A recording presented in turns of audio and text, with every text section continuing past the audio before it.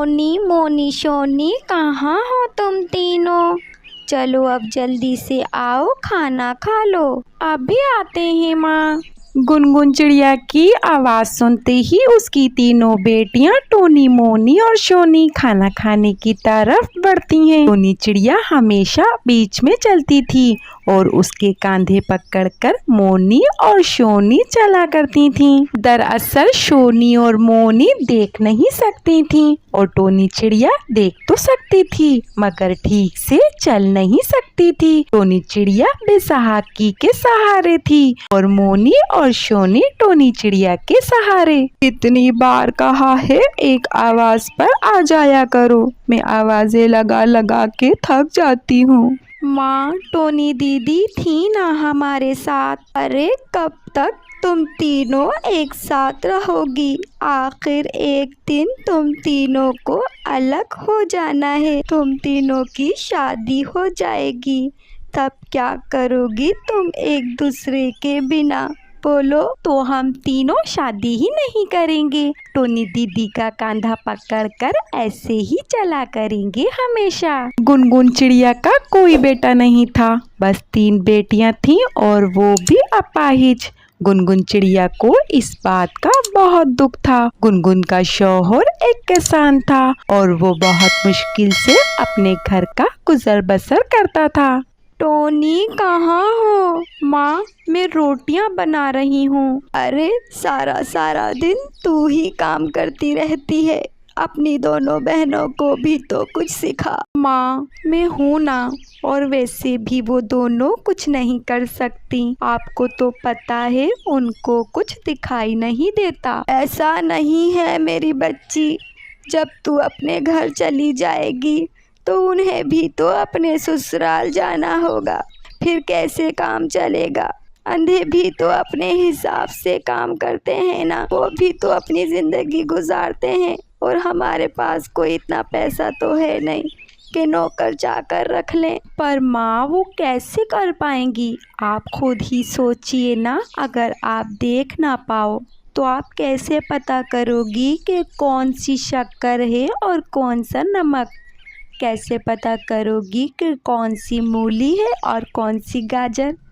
माँ, मैं तो कहती हूँ आप मेरी शादी मत करो। मैं कोई जॉब कर लूँगी और अपनी बहनों का ख्याल रखूँगी हमेशा। टोनी चिड़िया की बात सुनकर गुनगुन की आंखों में आंसू आ जाते हैं। ये बात मोनी और शोनी भी सुन लेती हैं और वो दोनों चुपके चुपके रोने लगती हैं।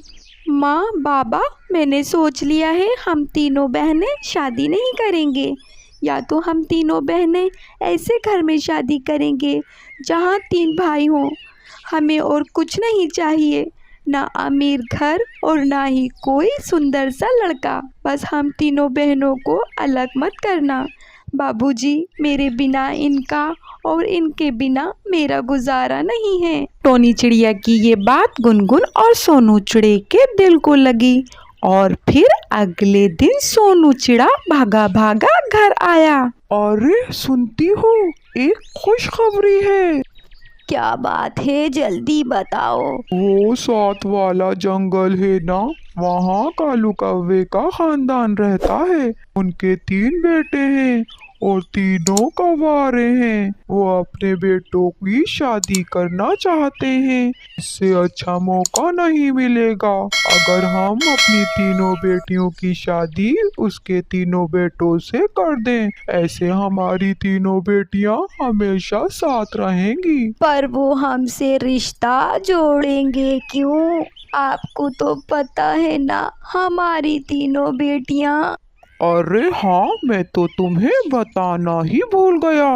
अब इसे अल्लाह का करिश्मा का हो या मेरी बेटियों का नसीब, वो तीनों भाई भी ठीक से देख नहीं पाते, इसीलिए शायद वो हमारी बेटियों के लिए रिश्ते से हाँ कर दें। अच्छा, तो फिर इन तीनों की जल्दी से बात चलाओ। अगले दिन सोनू चिड़ा कालू कौवे के घर पहुंचा और अपनी तीनों बेटियों के रिश्ते की बात की। कालू कौवे ने शादी के लिए हाँ कर दी और शादी की तैयारियां शुरू हो गईं। तीनों बहनें भी बहुत खुश थीं और फिर शादी की तारीख भी आ गई। लेकिन निकाह से कुछ देर पहले एक मिनट काजी साहब, इतनी जल्दी भी क्या है? हाँ तो सोनू जी, हमें जहेज का हिसाब किताब भी तो समझाओ। जहेज की बात ही नहीं हुई थी कालू भाई, और जितना मुझसे हुआ उतना तो मैं कर ही रहा हूँ। अरे तो हम अपने लिए कौन सा कुछ मांग रहे हैं? आप 3 बेटियां दे रहे हो। कल को बच्चे कहीं घूमने जाएंगे तो हर जगह ऑटो और बस के धक्के खाते फिरेंगे। अब आप ऐसा करो, एक ऐसी कार दे दो जिसमें 8 अफराद आराम से बैठ जाएं। हमें और कुछ नहीं चाहिए सोनू भाई। हाँ, पर ऐसी कार तो बहुत महंगी आएगी, मैं ये कहाँ से लाऊंगा कालू भाई? अरे तो अभी की बात कौन कर रहा है? हम आपकी 3 बेटियों को ब्याह कर ले जा रहे हैं। ठीक 1 माह बाद आप कार ले आना, और अगर आप कार नहीं ला पाए तो अपनी 3 बेटियों को ले जाना। कालू, बहुत लालची हो तुम अपने बेटों की शादी कर रहे हो या उनकी सौदेबाजी कर रहे हो? लालू भाई, आप तो चुप ही रहो। अगर इतना प्यार आ रहा है ना तो अपने बेटी की शादी कर दो इसकी लंगड़ी और अंधी बेटियों से, और बना लो अपने घर की बहू ने।